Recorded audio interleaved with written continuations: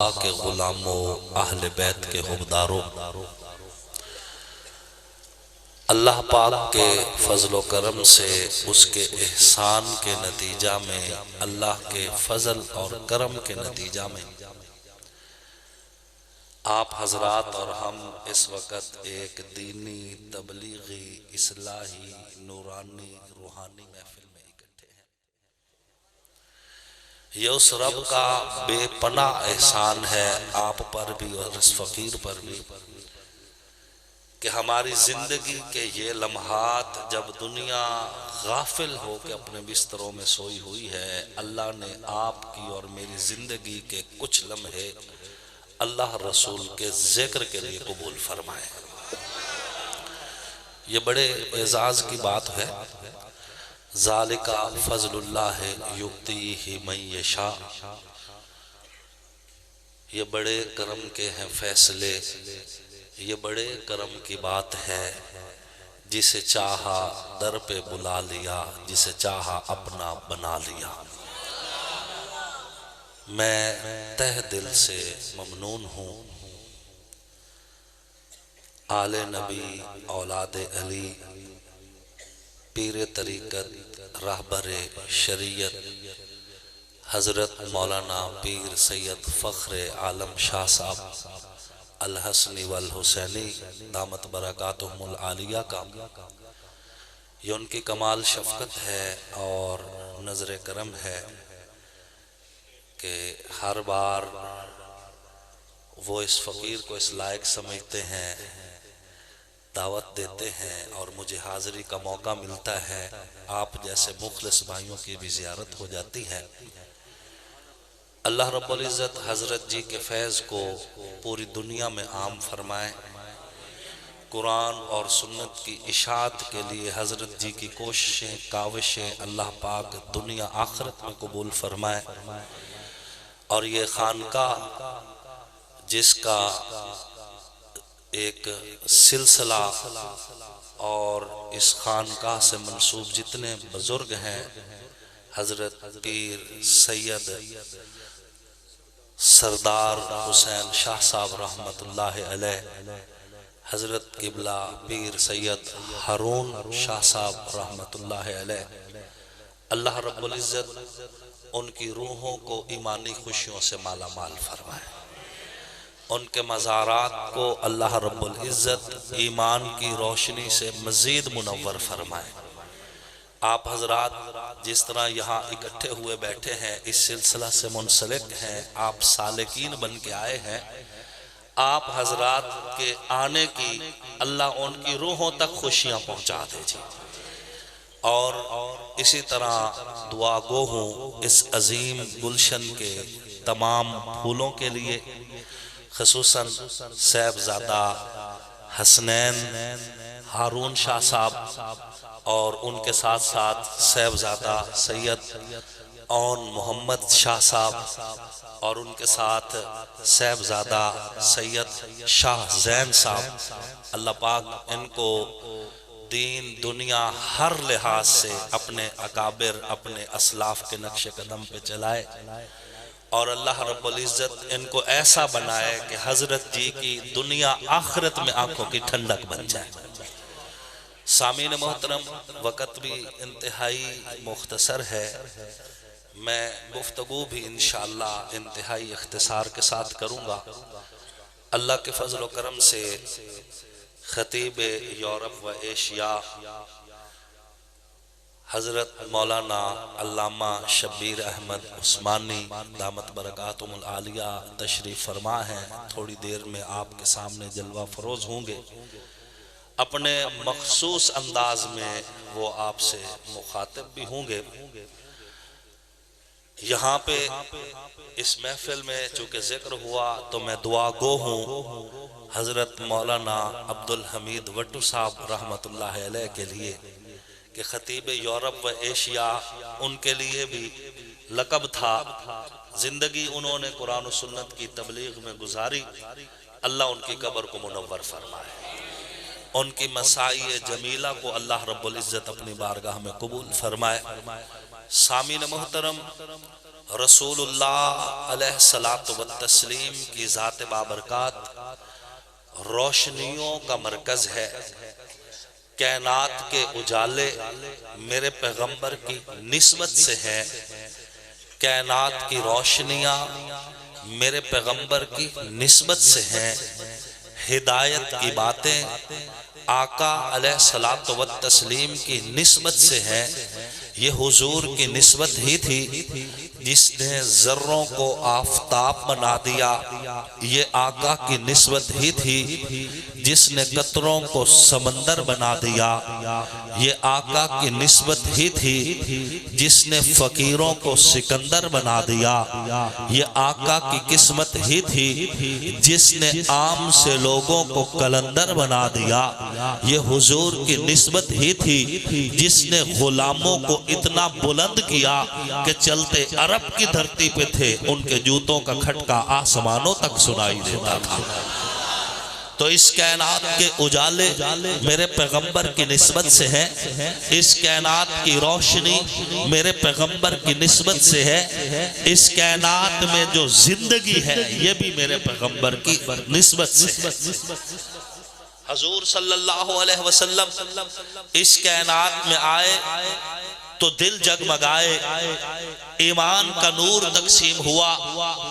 عرب کی وہ دھرتی جو لوگ اللہ سے غافل تھے، اللہ کو چھوڑ کے قبروں کی پوجا کرتے تھے، اللہ کو چھوڑ کے شجروں کی پوجا کرتے تھے، اللہ کو چھوڑ کے حجروں کی پوجا کرتے تھے، اللہ کو چھوڑ کے غیر اللہ کی باتیں کیا کرتے تھے، میرے پاک پیغمبر کی دعوت تبلیغ کے نتیجہ میں اللہ کے فضل و کرم سے توحید ان کے دلوں میں اتنی نقش ہو گئی کہ حجر اسود کا بوسہ لیتے ہوئے بھی حضرت عمر فرما رہے تھے، حجر اسود فخر مت کرنا، تو ایک پتھر ہی ہے، یاد رکھ عمر کے دل میں توحید رچ گئی ہے، عمر نے پتھروں کی عزت کرنا چھوڑ دیا ہے، عمر اب اگر تعظیم کرتا ہے تو ایک رب کی کرتا ہے، عبادت کرتا ہے تو ایک رب کی کرتا ہے۔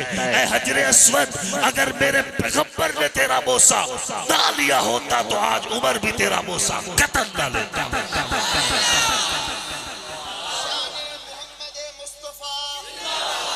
تخت ختم نبوت شان صحابہ حضرت مولانا آصف معاویہ سیال، نعرہ تکبیر۔ میں اس لیے زندہ باد ہوں کہ میرا نبی زندہ باد ہے۔ غم عاشقی سے پہلے مجھے کون جانتا تھا، تیرے عشق نے بنا دی میری زندگی فسانہ۔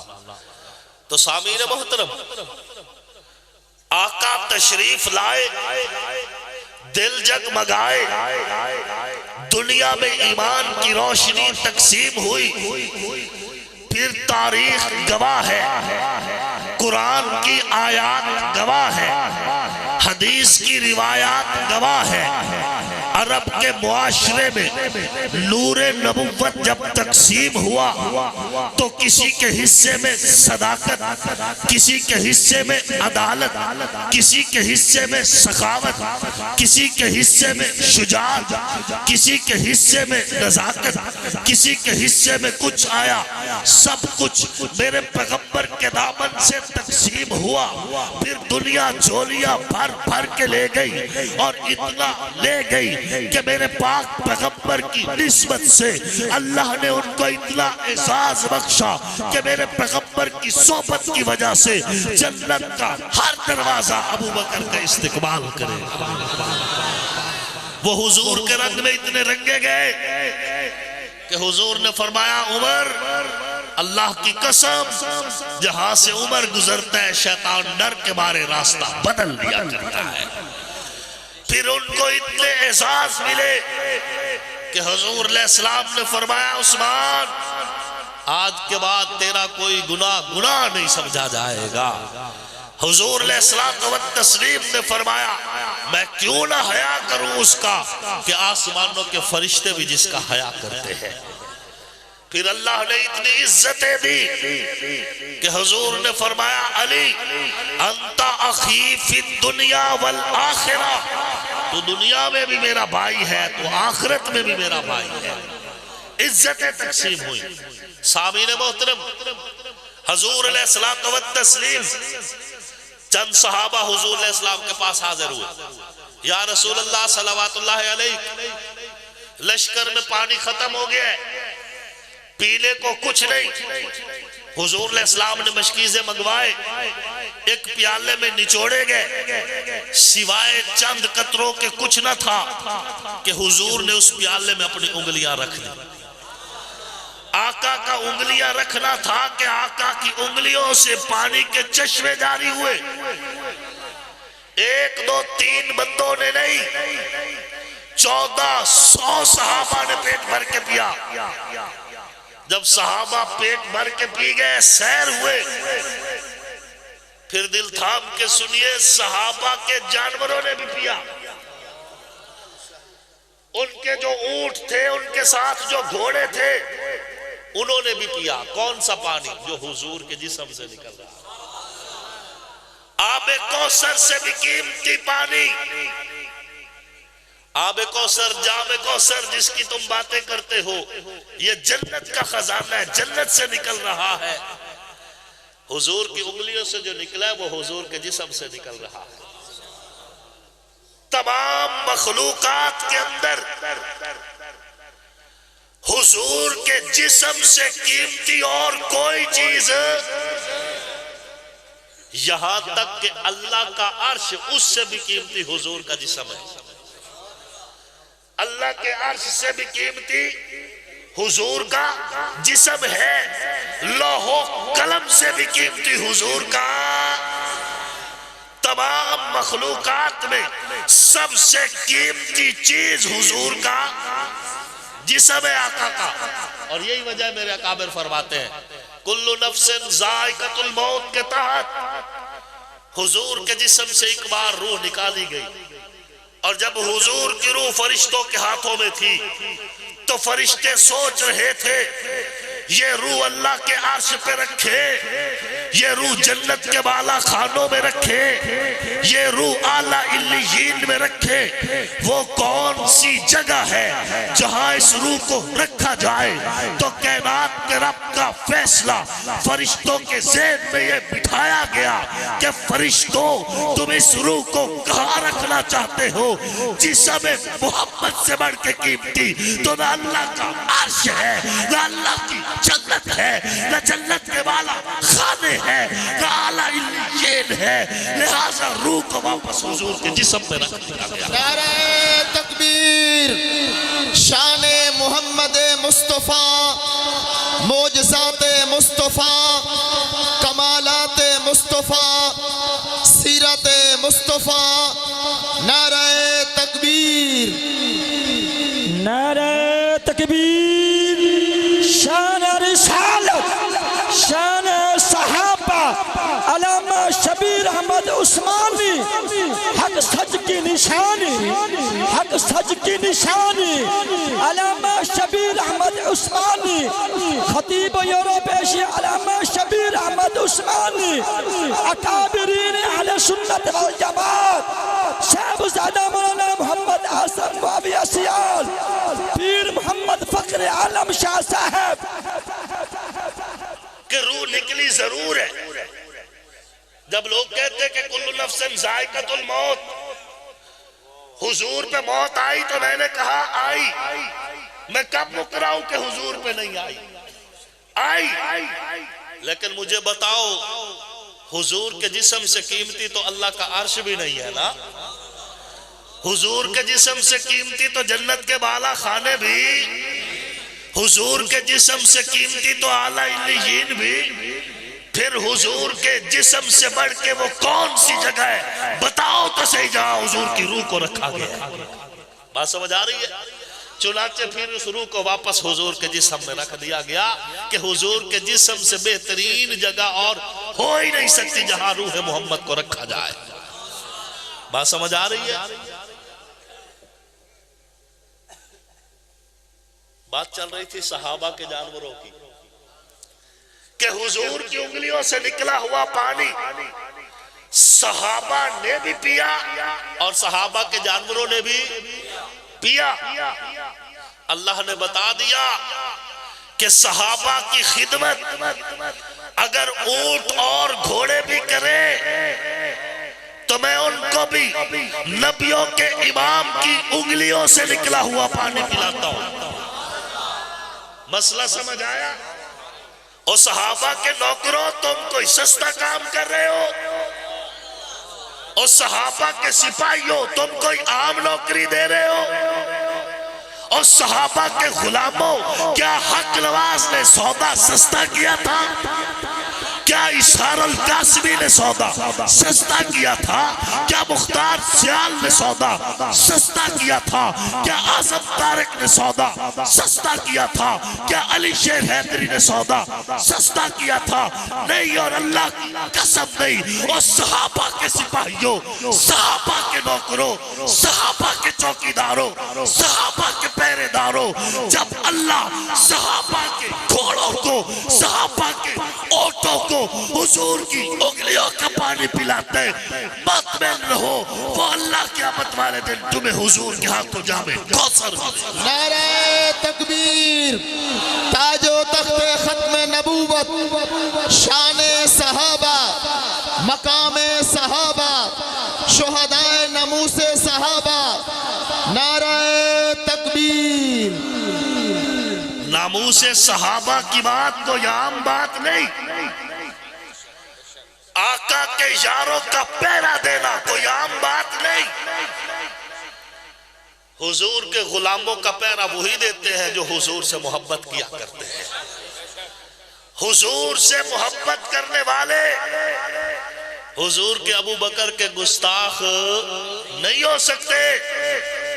حضور کے عمر، حضور کے عثمان، حضور کے علی رضوان اللہ تعالی علیہ مجمعین کے گستاخ نہیں ہو سکتے. مطمئن رہو اللہ کی اس دین سے.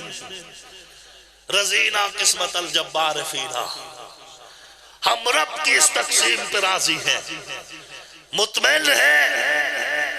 اور اللہ کے فضل و کرم سے آج اس ملک کے اندر اگر کسی جگہ پہ بھی حضور کے کسی صحابی کی گستاخی ہوتی ہے، قانون حرکت میں آتا ہے.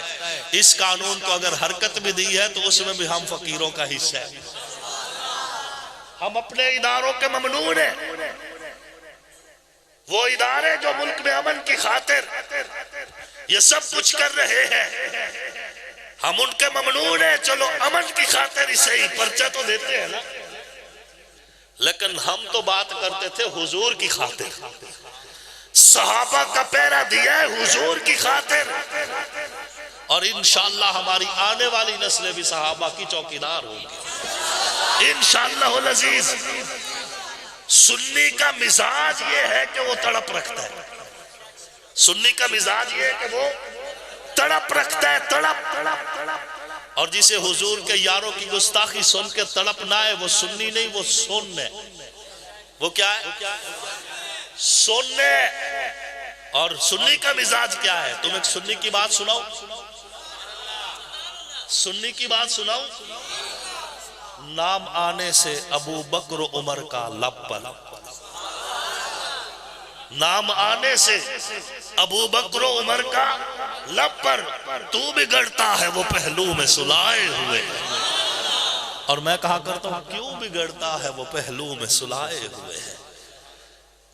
بات سمجھ آ رہی ہے؟ دنیا مخالف ہو جائے حضور کے یاروں کی. حضور کے یار تو حضور کے یار ہیں. آقا کے صحابہ کے جو نالین ہیں ان کی عظمت میں فرق نہیں آ سکتا. بات سمجھ آ رہی ہے؟ شکر کرو تم اہل حق کے قافلے میں شامل ہو. شکر کرو اللہ کا، تمہارے دل میں صحابہ کا پیار بھی ہے، تمہارے دل میں آل رسول کا پیار بھی ہے. اہل بیت کی محبت ہے یا نہیں؟ جس علی کو حضور اپنا ویر کہے، جس علی کو حضور اپنی بیٹی فاطمہ کا رشتہ دے دے، فاطمہ جیسی بیٹی، حضور کی ساری بیٹیاں شان والی، ساری مقام والی. بات سمجھ آ رہی ہے؟ فاطمہ جیسی بیٹی. کون فاطمہ؟ قیامت والے دن اعلان ہوگا، یا اہل الجمع والحشر، اے میدان حشر میں اکٹھے ہونے والے انسانوں اور جنوں، نقیو رؤوسکم، اپنے سر جھکا لو، غضوا ابصارکم، اپنی نظریں بھی جھکا لو، حتی تمر فاطمہ بنت محمد، جب تک فاطمہ بنت محمد کا گزر نہیں ہو جاتا کسی کو سر اٹھانے کی بھی اجازت نہیں، کسی کو نظر اٹھانے کی اجازت نہیں. وہ فاطمہ زہرا سلام اللہ علیہا، وہ فاطمہ زہرا. ویسے شریعت کا حکم کیا ہے؟ فَانْكِحُوا مَا طَابَ لَكُم مِّنَ النِّسَاءِ مَثْنَىٰ وَثُلَاثَ وَرُبَاعَ. اور گل سمجھ آ رہی ہے؟ شریعت حکمن سیکھا ہے فَانْكِحُوا کا کہ 2 3 3 4 4 پسندیدہ عورتوں سے شادیاں کرو. اگر انصاف کر سکو، اگر انصاف نہیں کر سکتے تو پھر پھنس جاؤ گے. اور گل سمجھ آ رہی ہے؟ حکم کا سیکھا ہے. لیکن جب حضرت بی بی فاطمہ تو زہرا کی باری آئی سلام اللہ علیہا، ان کے لیے فرد کے ہو کا حکم اٹھا لیا گیا اور شریعت کا مسئلہ بنا دیا گیا کہ فاطمہ پہ سوکن شرم نہیں آ سکتی. بات سمجھ آ رہی ہے؟ اس پہ شرم سوکن نہیں آ سکتی. کیوں نہیں آ سکتی؟ وجہ کیا؟ حضرت سیدہ طاہرہ بی بی فاطمہ تو زہرا سلام اللہ علیہا آئی حضور علیہ السلام کے پاس، اور چہرہ مبارک جلال کی وجہ سے سرخ ہو رہا تھا. حضور علیہ السلام نے جب دیکھا پوچھا آقا نے، بیٹا ناراض کیوں ہو رہے ہو، غصہ ہے آپ کے چہرے پہ؟ حضرت فاطمہ تو زہرا سلام اللہ علیہا نے فرمایا، آپ کے جو چچا کا بیٹا ہے نا وہ میرے اوپر سوکن ڈالنا چاہتا ہے. عورتوں کا ایک اپنا مزاج ہوتا ہے، غصے میں آ جائے تو پھر نام نہیں لے رہی تھی حضرت علی کا. بات سمجھ آ رہی؟ آپ کے چچا کا بیٹا میرے اوپر سوکن ڈالنا چاہتا ہے. عورتوں کا اپنا مزاج. حضور علیہ السلام نے فرمایا، عائشہ جب تو ناراض ہوتی ہے نا مجھے پتہ چل جاتا ہے. یا رسول اللہ آپ کو کیسے پتہ چلتا ہے؟ حضور نے فرمایا، جب تو ناراض ہوتی ہے، جب تو خوش ہوتی ہے تو کہتی ہے محمد کے رب کی قسم، اور جب تو ناراض ہوتی ہے تو کہتی ہے ابراہیم کے رب کی قسم. مزاج ہوتا ہے. یا رسول اللہ ابا جان آپ کے چچا کا بیٹا میرے اوپر سوکن ڈالنا چاہتا ہے. حضور نے سنا، حضور اٹھے، فرمایا میں دیکھتا ہوں کون میری بیٹی پہ سوکن ڈالتا ہے. حضور منبر پہ تشریف فرما، صحابہ کو اکٹھا کیا اور کہا، اے صاحب ایمان لوگو، اے اہل ایمان، اس وجہ سے نہیں کہ فاطمہ میری بیٹی ہے، اس وجہ سے کہہ رہا ہوں کہ فاطمہ پہ سوکن نہ اللہ کو پسند ہے نہ اللہ کے رسول کو پسند ہے. شرن اجازت نہیں ہے. شریعت کا مسئلہ یہ ہے کہ اس پہ سوکن آ نہیں سکتے. اور اس میں راز کیا تھا، وجہ کیا تھی؟ اس کی وجہ بڑی صاف سی ہے کہ جب 2 عورتیں ایک نکاح میں ہوتی ہیں، ان میں کبھی کبھی لڑائی بھی ہو جاتی ہے، اور جب کبھی لڑائی ہوتی ہے تو پتہ کی کریں دیا حضرت اے ایک دوے دے پیک کے پوڑ دیا. بات سمجھا؟ اے ایک دوے دے پیک کے پوڑ دیا. اگر دوسری کوئی خاتون حضرت بی بی فاطمہ تو زہرا سلام اللہ علیہا کے ہوتے ہوئے حضرت علی کے نکاح میں آ جاتی، بی بی فاطمہ تو زہرا سلام اللہ علیہا کچھ کہہ دے یہ تو سمجھ آتا تھا، اگر بدلے میں وہ کچھ کہہ دیتی اس کا تو ایمان ہی ختم ہو جاتا. دوسری عورت کا تو ایمان ہی. مسئلہ سمجھ آیا؟ کسی کا ایمان خطرے میں نہ پڑے اس لیے کہ فاطمہ کے پیکے پڑنے کی اجازت او فاطمی کہلانے والوں، حسنی کہلانے والوں، حسینی کہلانے والوں، حسین کی محبت کا دم بھرنے والوں، او بدبختوں، فاطمہ کے بیکوں میں تو عائشہ بھی شامل ہے. بی بی فاطمہ کے پیکوں میں تو حضرت خدیجہ بھی ہے. حضور فرماتے تھے اللہ خدیجہ پہ رحم کرے، جب دنیا میرا انکار کر رہی تھی خدیجہ میرا کلمہ پڑھ رہی تھی. جب میرے رشتہ دار مجھے چھوڑ گئے خدیجہ تھی جس نے خزانے میرے قدموں میں نچھاور کر دیے. جب دنیا میرا مذاق بنا رہی تھی خدیجہ مجھے تسلیاں دے رہی تھی. اور گل سمجھ آ رہی ہے؟ بی بی فاطمہ دے پیکے کوئی نہ پوڑے اللہ فن کے ہو دا حکم انہاں دے تو چاہ لی. یہ اہل علم اس بات کو اچھی طرح سمجھ سکتے ہیں. تو جس علی کو حضور فاطمہ جیسی بیٹی دے دے میں اس علی کو اپنا پیر کہتا ہوں. اس علی کو اپنا پیر کہتا ہوں. اصحاب کی محفل میں ایک بات ہوئی تھی آقا کے لبوں کی. وہ بات علی ہے جس کو ڈوبا ہوا سورج بھی پلٹ کر دیکھے. آصف کے عقیدے میں وہ ذات علی ہے. بات سمجھ آ رہی؟ ہم اللہ کے فضل و کرم سے حسنی بھی ہیں ہم حسینی بھی ہیں. اور میں پوری وضاحت سے کہنا چاہتا ہوں, پوری وضاحت. مجھے بڑی خوشی ہے کہ اہل سنت کا ہر طبقہ اب حضرت امیر معاویہ کے حق میں بول رہا ہے. میں اس پہ اپنے رب کا شکر ادا کرتا ہوں. پتہ نہیں کتنی کتنی باتیں سن کے سید عطا اللہ شاہ بخاری رحمت اللہ علیہ کے خون نے اس نام کا پرچار کیا ہے. کہاں کہاں سے تانے اپنے پراؤں سے ملے.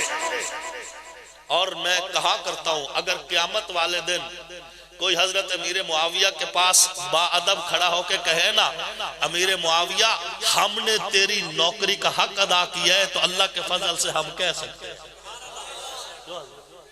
ہم کہہ سکتے ہیں. آج ہر سنی اللہ کے فضل سے حضرت امیر معاویہ کے حق میں بول رہا ہے. بات سمجھ آ رہی ہے؟ تو کس نے کہا کہ ہم نے بڑے بڑے بندے مروا لیے اپنے؟ کسی اور کو تو ہم نے مارا نہیں اور نہ ہم نے مارنا ہے. ہم قانون کو ہاتھ میں لینے والے, ہم تو خود مظلوم لوگ ہیں.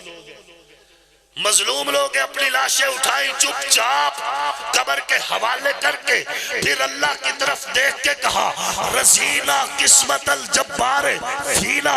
اے دہکتے ہوئے سورج یہ گواہی لکھ لے دل کو زخموں سے بہلنے کی بھی خو آتی ہے. آج بھی عہد گزشتہ کی ہر یاد کے ساتھ سانس لیتا ہوں تو بارود کی بو آتی. ہم نے قانون کو ہاتھ میں نہیں لیا, آئندہ بھی نہیں لیں گے. ملک ہمارا ہے, شہر ہمارا ہے, فضا ہماری ہے, اور یہ ملک دو جز والے کلمے کی بنیاد پہ بنا ہے. کیوں؟ پاکستان کا مطلب کیا؟ پاکستان کا مطلب کیا؟ یہ ملک ہمیں اپنی جان سے پیارا ہے. اس ملک سے غداری, کلمے سے غداری سمجھتے ہیں ہم. ایسی بات نہیں, ہم ملک کے غدار نہیں ہے. ہاں اتنی بات ہے ہمارے اندر وہ خون دوڑتا ہے جو امی عائشہ کی گستاخی برداشت نہیں کرتا, جو ازواج محمد کی گستاخی برداشت نہیں کرتا. ہماری رگوں میں وہ خون دوڑتا ہے جو پیغمبر کے یاروں کی گستاخی بھی نہیں برداشت کرتا, پیغمبر کے اہل بیت کی گستاخی بھی نہیں برداشت کرتا. نعرہ تکبیر, شان محمد مصطفیٰ, شان صحابہ, شان اہل بیت, نعرہ تکبیر. تو میں بات کرنا, میں آپ کو بتانا یہ چاہتا ہوں کہ صحابہ بھی ہمارے اور اہل بیت بھی. سنبھال کے رکھو یہ جو فرقے تمہارے ہیں, صحابہ بھی ہمارے ہیں اور اہل بیت بھی. ہم ان کے بغیر کچھ نہیں. یہ مقدس ہستیاں ہمارے ایمان کا مرکز ہے, ہمارے ایمان کا مرکز ہے اللہ کے فضل و کرم سے. تو میں آپ سے یہ کہنا چاہتا ہوں کہ جو یزید سے محبت کرتا ہے وہ حسینی, جو یزید سے محبت کرتا ہے وہ حسینی, اور جو حضرت امیر معاویہ سے نفرت کرتا ہے نہ وہ حسنی ہے نہ وہ حسینی ہے. اللہ کی قسم, جو حضرت امیر معاویہ سے نفرت کرتا ہے نہ وہ حسنی ہے اور نہ وہ حسینی ہے. ہم حسنی بھی ہیں, ہم حسینی بھی ہیں. حسنی بھی ہیں. اور میں ایک دعوت فکر دینا چاہتا ہوں آپ کو.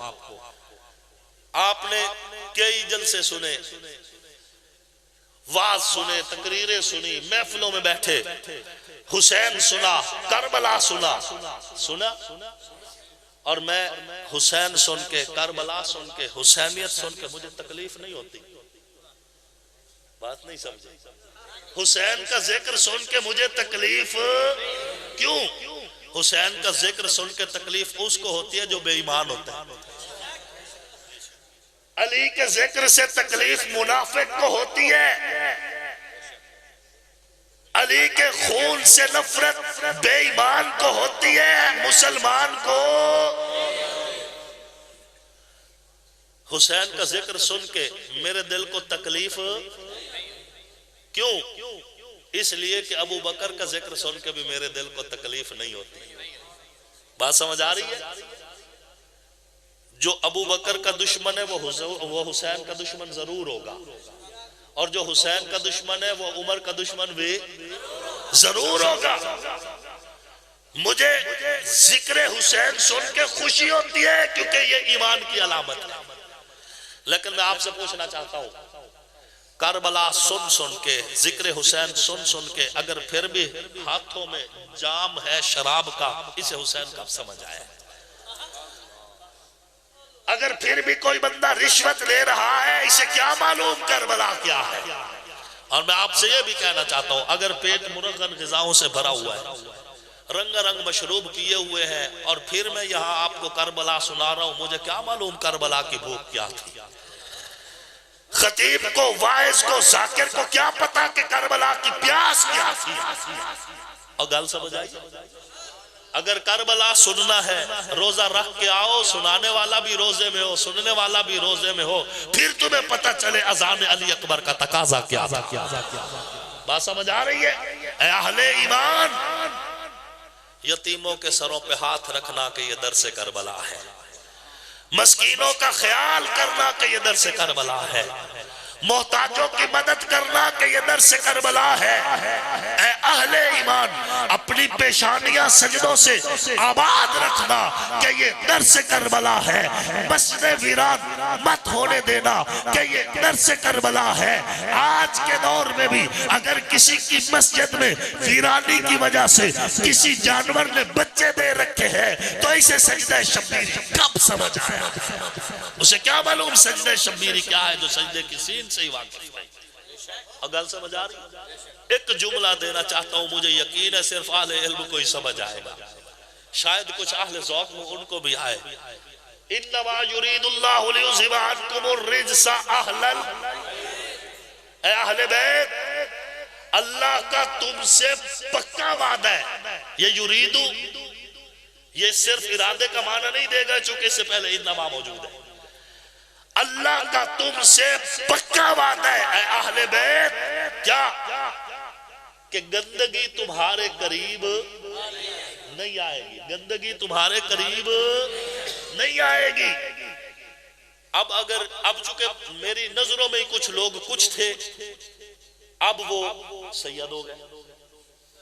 آج سے 10 سال 15 سال پہلے وہ کچھ تھے، اب وہ کیا ہو گئے؟ سید ہو گئے. پچھلے دنوں میرے پاس ایک آدمی آیا، اس کا بچہ جو تھا اس کا نام تھا عاصم شاہ. میں نے کہا یہ میں نے کہا قریشی ہے؟ کہنے لگا نہیں. میں نے کہا ہاشمی ہے؟ کہنے لگا نہیں. میں نے کہا سید ہو؟ کہنے لگا نہیں. میں نے کہا شاہ کیوں؟ کہتے شوق سے رکھا ہے. میں نے کہا تم نے اس کا شوق سے رکھا ہے؟ اس کی آنے والی نسل قریشی، پھر ہاشمی، اور پھر یہ آل نبی اولاد علی. چلو اور گل سمجھ آ. ایک آدمی نے مجھے ایک عقیق دیا، پتھر. اب مجھے تو پتھروں پہ یقین نہیں، سیدھی سی بات ہے. کبھی انگوٹھی اگر پہن بھی لوں نا تو ویسے پہنتا ہوں، اس کے مجھے کوئی یقین ہے. پتھروں میں اگر کوئی مقدر ہوتے تو وہ جو ٹاٹ پہ پتھر بیچ رہا ہے وہ پہلے اپنے مقدر سنوارتا. ہاں جی، وہ پتھروں میں جو مقدر لے کے بیٹھا وہ پہلے اپنے سنوارتا. گل سمجھ آ رہی؟ میں ویسے زینت کے لیے پہن لیتا، اس میں کوئی عرض نہیں، میں پہن بھی لیتا ہوں. اس نے کہا یہ عقیق ہے. میں نے کہا ٹھیک ہے. اس نے کہا یہ وہ پتھر ہے جس نے ابو جہل کے ہاتھوں میں کلمہ پڑا تھا. میں نے کہا چلو ٹھیک ہے.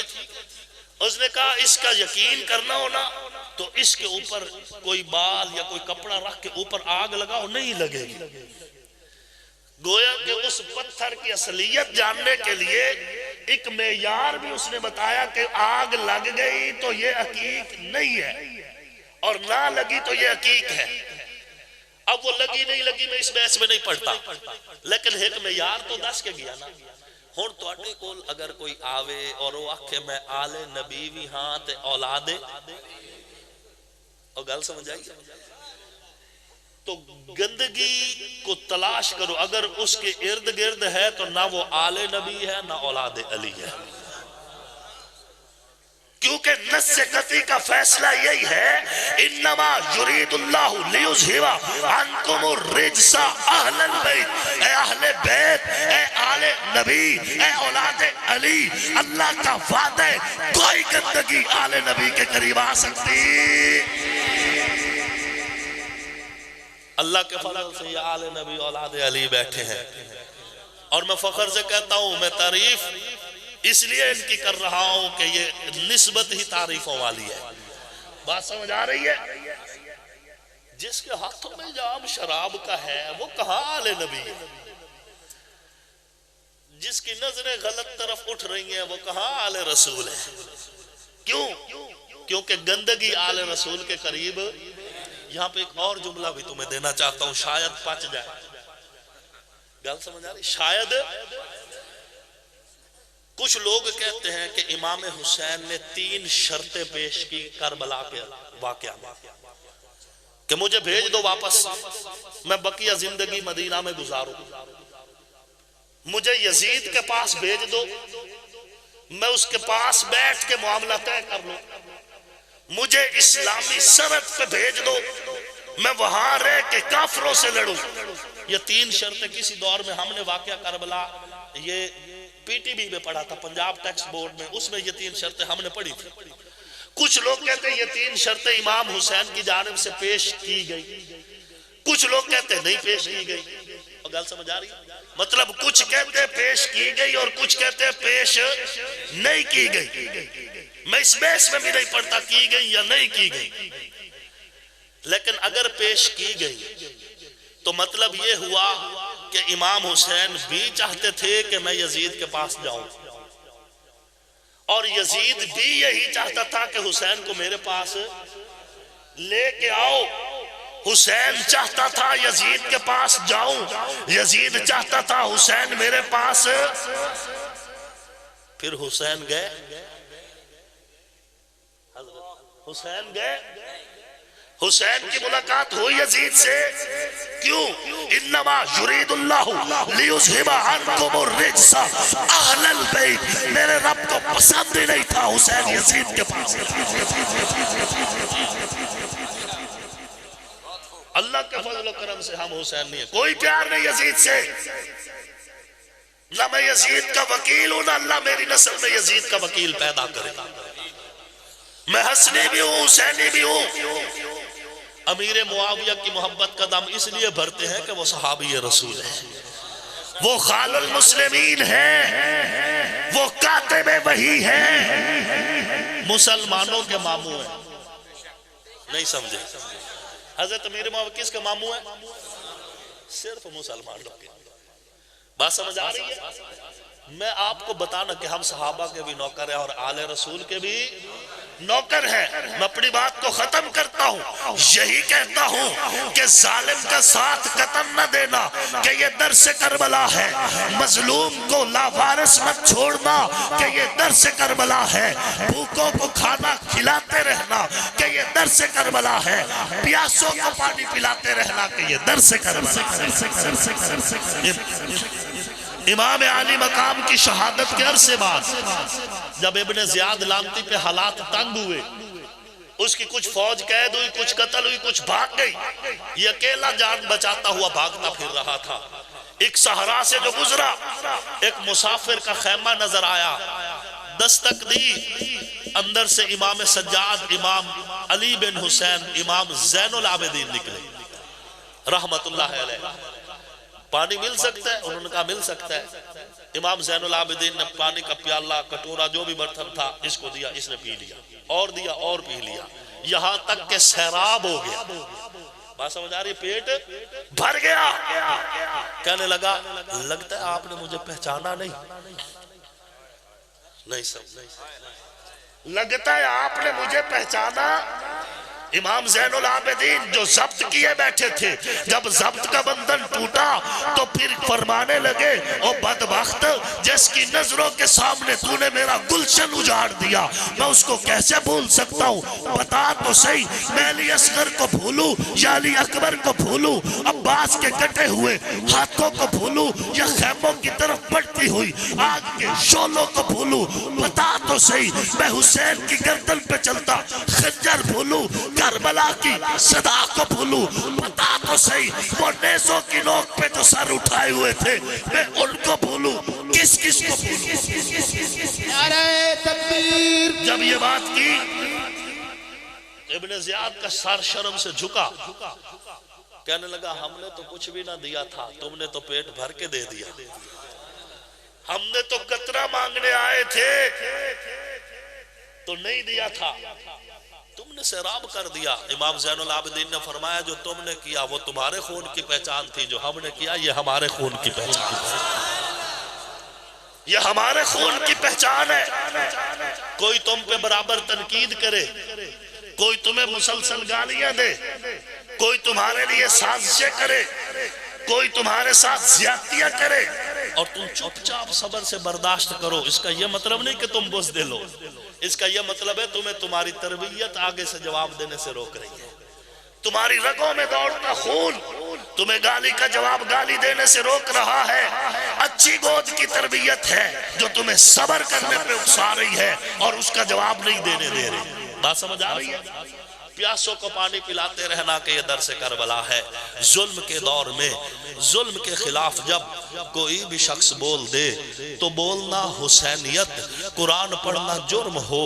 سزا نیزے کی نوک ہو پھر بھی کوئی پڑھ دے تو پڑھنا حسینیت بھنگ یا شراب ہے خدا کا یہ عذاب ہے کوئی اسے جو چھوڑ دے تو چھوڑنا حسینیت سجدہ نبی کی چاہ ہے خدا کی جانب راہ ہے ادا اگر کوئی کرے ادائیگی حسینیت حسین کے حق میں کوئی قلم اگر چلے قلم بھی وہ حسینیت دوات بھی حسینیت قلم بھی وہ حسینیت دوات بھی قاتل حسین پر ہے لعنت خدا کی آج تک اور میری زباں پہ آج بھی واہ واہ حسین ہے کافر برے جو کرتا ہو نفرت حسین سے آصف میرا تو مذہب عقیدہ حسین ہے وما علینا الا البلاغ المبین